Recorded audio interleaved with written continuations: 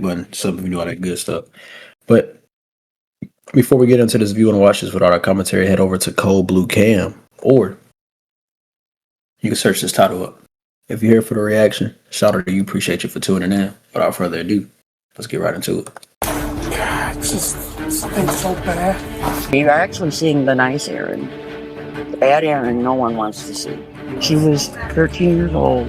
She went in her bedroom with red paint, and she painted on the entire wall an operating looking table or a morgue table, and drew my body on it with my head cut off and the blood running all over the floor, and she doesn't remember doing it. And that's when we had to start trying to find her help. No. She's going in your chicken feed. Hey. No, Erin, you're in there. This is the house of 25-year-old Erin Olsen and 27-year-old Brennan Mickelson. A quiet-looking home that hides a nightmare no one in the neighborhood could have imagined. Behind its doors is the stench of ammonia thick in the air, malnourished animals crammed into cages, and exotic creatures housed in poorly maintained makeshift enclosures. You live in a camper, but you go camping? I don't know. How does that work?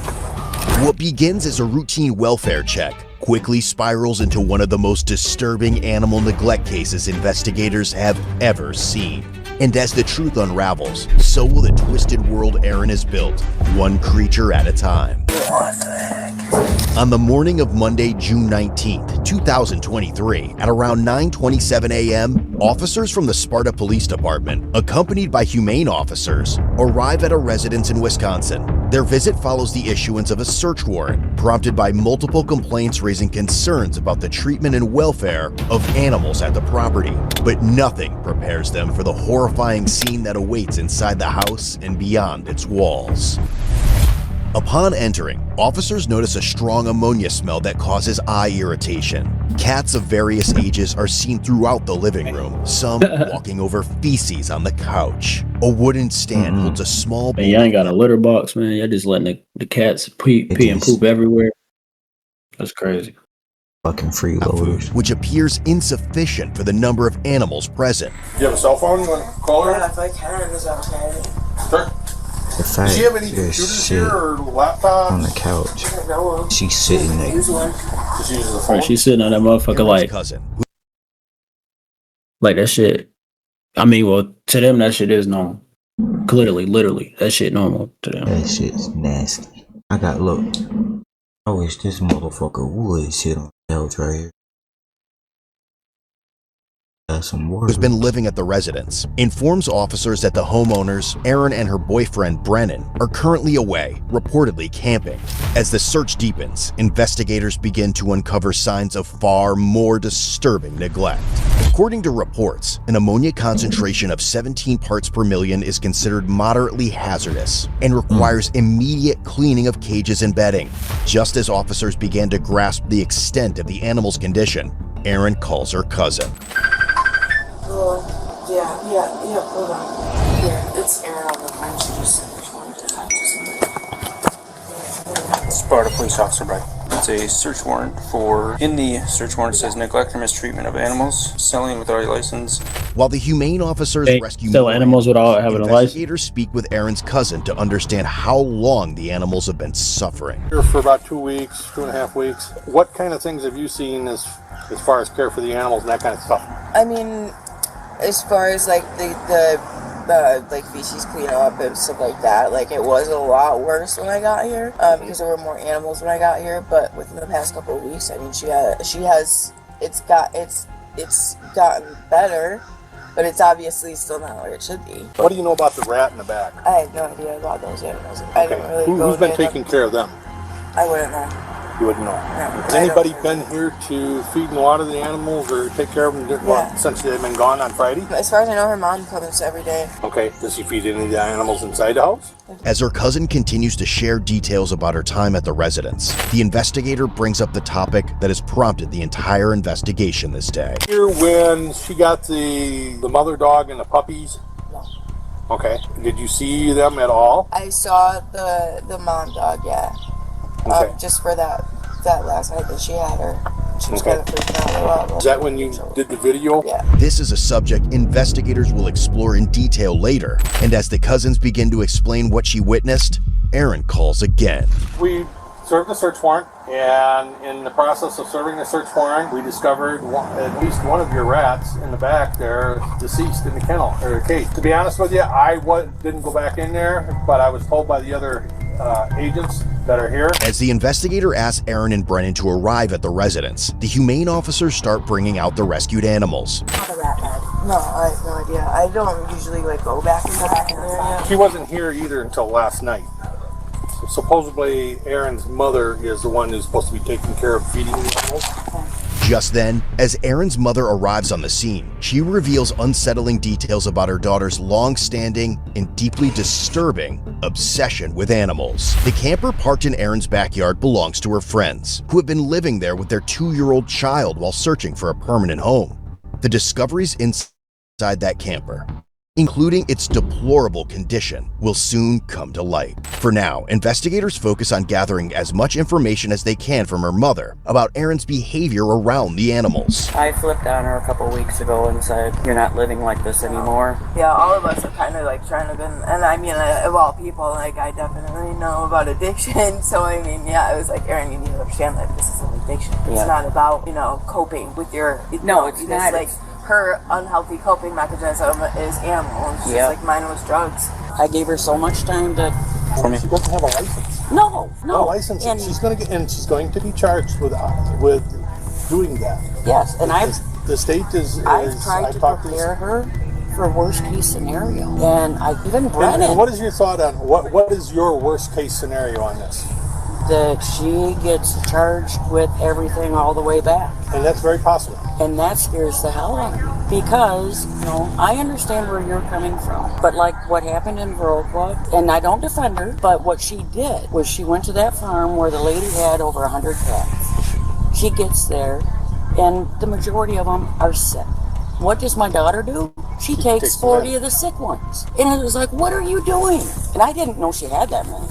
As her mother speaks with investigators, disturbing details from Erin's childhood will later come to light. For now, the list of rescued creatures continues to grow as more animal rescue workers arrive. As Erin works with investigators and asks that the animals be spared, a list of rescued creatures and the poor condition of the snakes begins to surface, adding to the case against her. We have. Oh, no. Well, we have 7 kittens.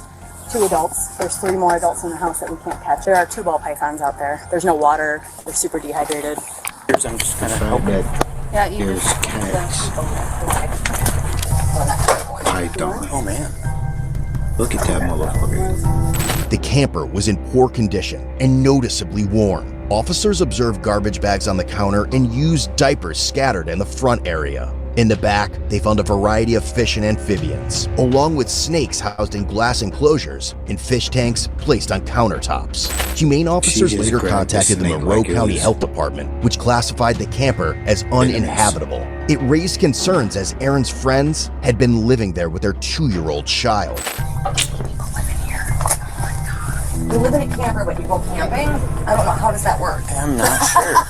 Aren't you always While officers work to secure more animals after the call, much of the property still remains unchecked. The garage is also cluttered with cages and filth, prompting officers to document every discovery in the overall condition of the house with photographs for evidence, as Erin's mother finally sheds light on her daughter's mental illness. So you're actually seeing the nice Erin. The bad Erin no one wants to see. She was 13 years old. She went in her bedroom with red paint, and she painted on the entire wall an operating looking table or a morgue table, and drew my body on it with my head cut off and the blood running all over the floor. You should have thrown the whole kid away at that She point. didn't remember doing it, and that's when we had to start trying to find her help. And I searched, and there was no mental hospitals that would take her at her age. Erin was secretly selling animals online. To hide this, she created multiple fake Facebook profiles using names like Octavia Marie, April Marie, and Ariana Joan. She posted online often, offering puppies and other animals for sale, a pattern that her mother now clearly recognizes as part of the problem. You know what I mean? You've been counseled by multiple counties on what you should and shouldn't be doing, and it's going in one ear and out the other. And but like you said, when there's an illness there, she's not recognizing a problem. And that's what I told him. Like, when you guys tell her this stuff, she's upset. Yeah. But she hears you. Yeah. And then I talk to her, and she's like, I know, Mom, I know. And then like 3 or 4 days go by, and she convinces herself Right. that she's helping. Yeah. So why are they stopping? That's honestly most animal owners. To be honest with you, they start with their heart in the right place. I was like, And it just keeps. Finally, when Aaron and Brennan arrive at the scene, the details of the neglect and its history start to become clear. I've been begging for help and no one would help me. I've been begging for help with these cats and I've been turned down multiple times. They said they wouldn't help me, and now they're coming to take my animals because they wouldn't help me. I've been begging for weeks for help. What happened? Because I thought you were trying to get a license or something. I was trying to get a license, but then they came and said I needed to get rid of my animals, so I got rid of a bunch, and I've been begging for help with the feral cats that have been pooping everywhere and peeing everywhere, and no one would help me. We had planned to keep our 3 cats, and that was it. And I wasn't going to rescue anymore. I was giving up on dogs. I was giving up on everything. And now this is happening, and... Alright, would I be able to contact somebody who's like, what? And... Word of Aaron's treatment of animals had spread widely within the community, and while some rescue homes had initially offered help, they clearly outlined their reasons for backing out in the emails they sent to her. As the conversation continues, Aaron finally shares That's how you know she was a problem, bro. With the shelters and stuff turning her down. She need to lock in, bro. She need to get right. version of events from a month earlier, on May 23rd, 2023, the incident that ultimately led officers to her residence with a search warrant this day on June 19th. And what happened with the dogs too? Because I heard something about the puppies. They're at our friend's house. Are the puppies or... Puppies and then a dog that was released.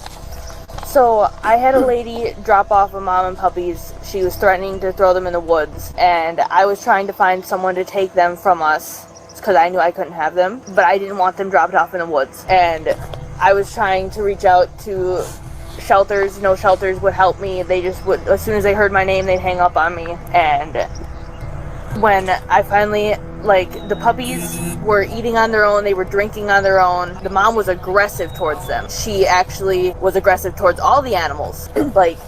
As soon as she'd go into the room where the puppies were, she started attacking them, or she'd attack animals that would go into the room. And I was like, okay, this is enough. The puppies need to go to a home. So I rehomed them. And one of the puppies that my friend has right now is doing fantastic. He's eating on his own, he's playing, he's drinking, he's doing great. There's one part of the story that Aaron never brings up.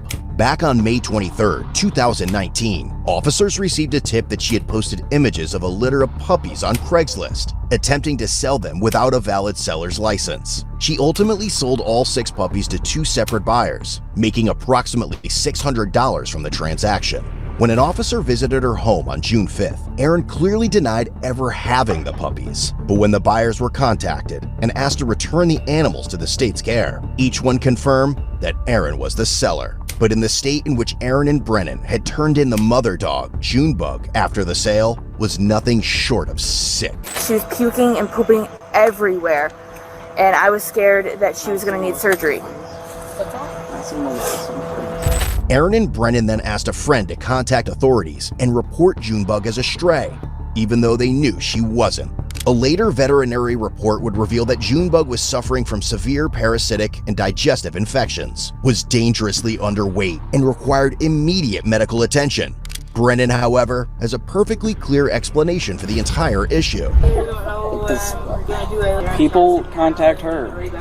I don't want to mix it all up, but she just got a minor from that girl. And the cat, to be honest, I don't even remember. Like I said, she does most of.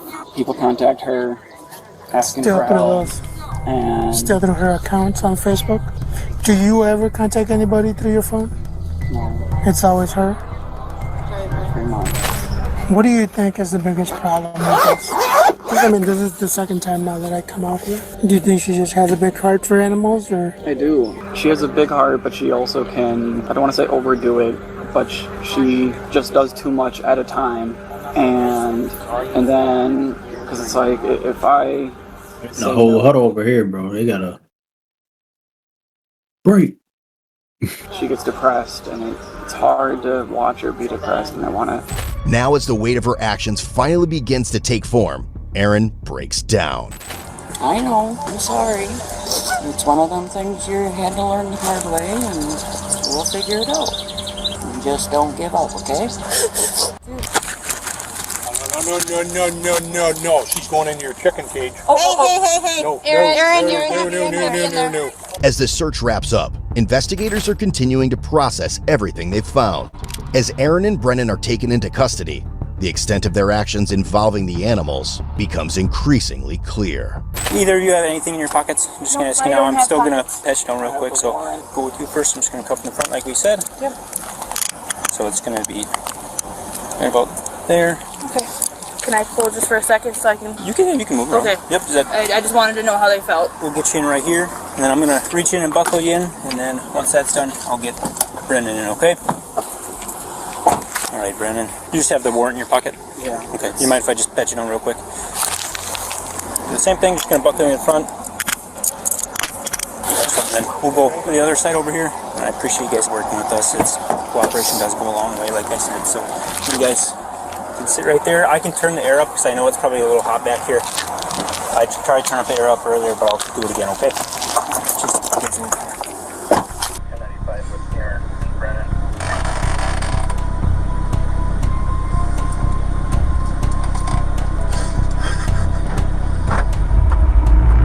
Erin was charged with misdemeanor intentionally mistreating animals, ×7, improper animal shelter sanitation, ×20, intentionally abandon animal, operate dog sales without a license, resisting obstructing an officer, and bail jumping ×2. She was eventually released on a $2,500 signature bond with conditions of no custody, care, ownership, or possession of animals including livestock, fish, and amphibians with the exception of a service dog. While out on bond, she was arrested twice for misdemeanor bail jumping. In September 2024, Erin Olsen was found guilty after pleading no contest to 5 counts of intentionally mistreating animals. The remaining charges, over 20 other violations, were dismissed but read in. Brennan was charged with misdemeanor, improper animal shelter sanitation, ×17, intentionally abandon animal, and resisting obstructing an officer. He was released on a $2,000 signature bond under the same conditions as Erin, but was also later arrested for bail jumping. In July 2024, he was found guilty after pleading no contest to 3 counts of improper shelter sanitation and resisting an officer. Remaining charges were dismissed. Ultimately, Erin was sentenced to 2 years of probation in order to pay nearly $2,400 for veterinary care costs. If she completes probation successfully, her record may be expunged. Brennan was placed on a 24-month diversion program with a required 25 hours of community service. His charges may also be dismissed if he completes the program. And before you go, I noticed nearly 68% of people who watch these videos 68? I should be at 90 something, not subscribed. aren't subscribed. If you enjoy the content, subscribe. All right, man. Y'all let us know what y'all think about this in the comment section below. Subscribing is the easiest way to make